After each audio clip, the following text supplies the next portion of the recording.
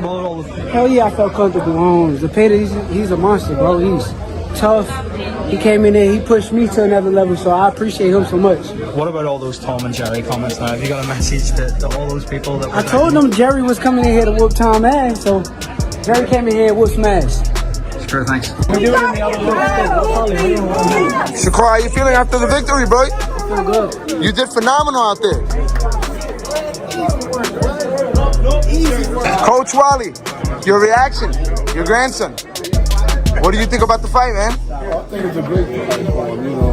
I think he fooled around too much and made it a little bit, it wasn't difficult, but I think he could have done a better job. But listen, you know, Turkey had a lot to say. You know, it seemed like he was always targeting Shakur and trying to troll him. Hey, Terrence, what did you think about Shakur's performance?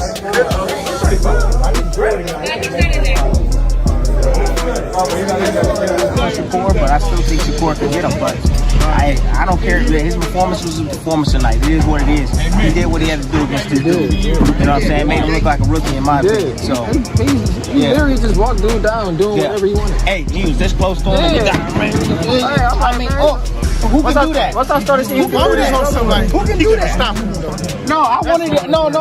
Look, for market value, entertainment value, of course you want him to stop him. That's what people like to see. What did you think about Shakur's performance tonight? Oh man, magical. Easy work. Amazing, right? Magical, man. I'm not surprised though. What's next for Shakur? Sky's the limit. Appreciate you, Jay Prince. Guys, we need to pull Shakur out. He needs to see the doctor.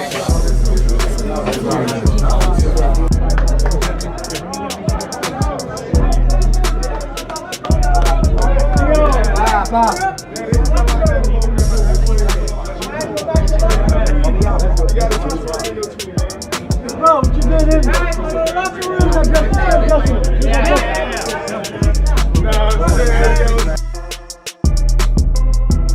Terrence Crawford didn't hesitate when asked who he's backing between Shakur Stevenson and William Zepeda. As someone who has seen Stevenson develop up close, both as a mentor and training partner, Crawford has long voiced unwavering support for Shakur's dominance in the lightweight division. Ain't nobody beating Shakur. He once said plainly to Crawford, Stevenson is more than just technically sound. He's untouchable. And let William Zepeda throw and look for counter opportunities.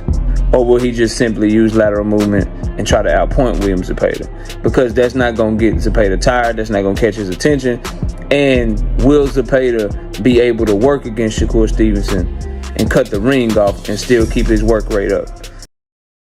The belief isn't based on hype or marketing, but years of first-hand observation. Shakur over everybody. That's how it's going to be. For Crawford, there's no debate. He views Shakur's understanding of range, angle, and timing as unmatched in the current lightweight landscape. And while Zepeda is respected for his work rate and pressure, Crawford sees Stevenson's footwork and defensive timing neutralizing that aggression. He doesn't see it as close. He sees it as inevitable. I think early on it's going to be like he's going to try to make it a little difficult, but as time goes on and Shakur figure out his rhythm, his pace and everything, I think it's going to get bad. Eddie Hearn agrees with the outcome, but his reasoning takes a different route. As a promoter, Hearn respects Zepeda's threat, but still predicts a late-round stoppage win for Stevenson. He's one of the few voices pointing out that Shakur's power might be more underrated than people realize. Shakur has that body attack when he commits. Hearn said he's shown flashes where you can tell he can hurt guys, especially when they're pressing forward without real defense. Hearn believes the public sometimes underestimates Stevenson's toughness and sees this fight as a chance for him to make a statement, not by outpointing Zepeda, by wearing him down and stopping him late. According to Hearn, Zepeda's relentless style opens him up for the kind of counter-body shots that take the air out of even the most determined pressure fight. He expects rounds 8 through 12 to be where Stevenson separates himself. Shakur is a defensive-minded champion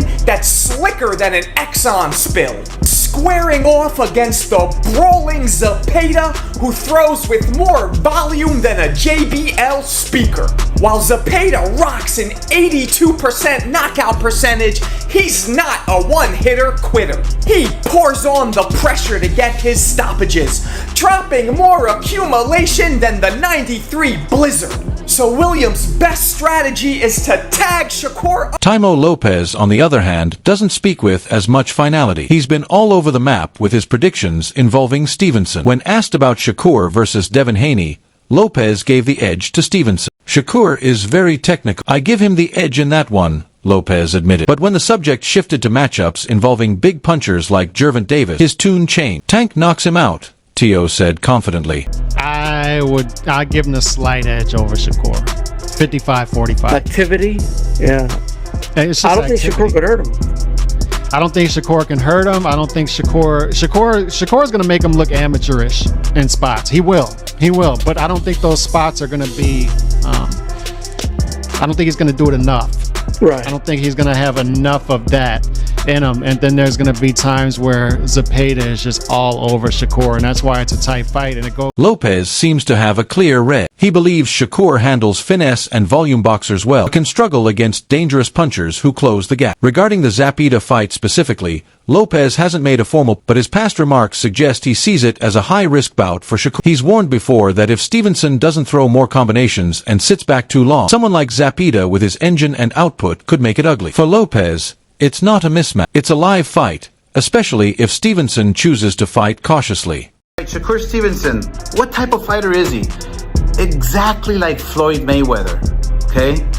He knows how to box, beautiful footwork, stands up straight, shoulder roll, all that good stuff, right? Has a beautiful jab, right? Pop shots you with the right hand. Well, guess what? Floyd Mayweather lost against Jose Luis Castillo, which reminds me of William Zepeda, okay? But throws...